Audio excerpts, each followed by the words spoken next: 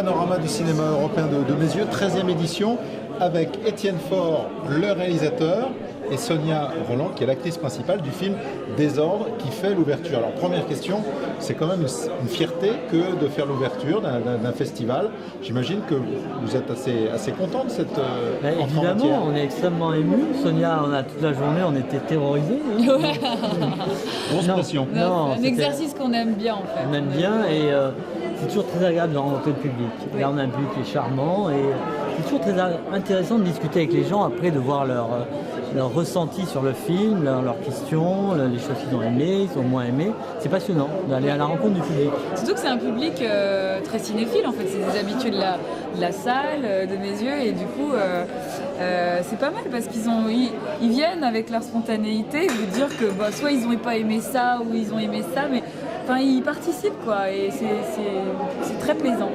Oui, ce premier retour vraiment des spectateurs dans une salle, il est vraiment essentiel pour un réalisateur de voir comment ce qu'on a imaginé est reçu par le public. Oui, c'est en général terrorisant. On a la chance là, et c'est pour ça que on est plus calme, c'est qu'on l'a présenté déjà ailleurs et que c'est pas notre première projection. Et les retours sont plutôt sympas. Voilà, sont plutôt sympas, donc on le sait. Sinon, les toutes premières projections sont insupportables. Ah non, c'est terrible. Quand la première fois que vous montrez le film et que personne ne l'a vu, vous ne savez pas du tout quelle va être la réaction, c'est l'enfer. Alors on est malade pendant plusieurs jours. Alors Désordre, en quelques mots, c'est un thriller psychologique, une famille incarnée dans le rôle de la maman par Sonia Rolland, par vous, hein, Sonia, et avec votre époux Isaac de Boncollet, se retrouve dans un petit village de Dordogne. Point de départ, on a envie d'une vie un peu à la campagne tranquille. Et très vite, tout ça va se dérégler. C'est un peu ça le point de départ, le pitch. Exactement, le retour un peu à la nature, une nature idéalisée, un peu comme des Parisiens qui pensent que la campagne c'est idyllique, et qui vont découvrir qu'en fait, à cause d'un personnage, ça va tourner au cauchemar. Voilà. Et donc, ce personnage interprété par Nils Schneider et qui en fait va au début se rendre un peu indispensable à l'arrivée de ce couple dans cette maison. Alors il propose très serviable, très serviable, toujours présent. Toujours là au bon moment, de manière très, très, très curieuse. Très fortuite, exactement. Et en fait, très vite, on comprend il devient intrusif, quoi. Il devient intrusif, très présent, trop présent. Et qu'est-ce qui va se passer ? Il va créer le désordre. Je vous présente votre nouveau professeur d'histoire et géographie, Monsieur Chrétien. Il vient juste d'arriver dans notre belle région. Bonsoir. Bonsoir. Vous me reconnaissez pas?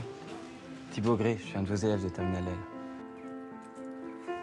Tu t'appelles comment? Raphaël. Je me présente ma femme, Marie. Bonjour. Bonjour. Un de mes élèves, Thibaut, qui me rend un grand service.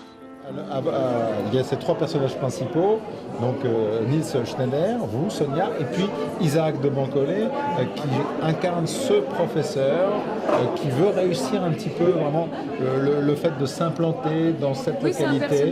Il a envie vraiment de réussir sa vie à la campagne, quoi. Ouais. Non mais puis c'est le personnage parfait, quoi. Il n'a pas grand-chose à lui reprocher, si ce n'est cette espèce d'envie d'idéaliser un peu le lieu où il est.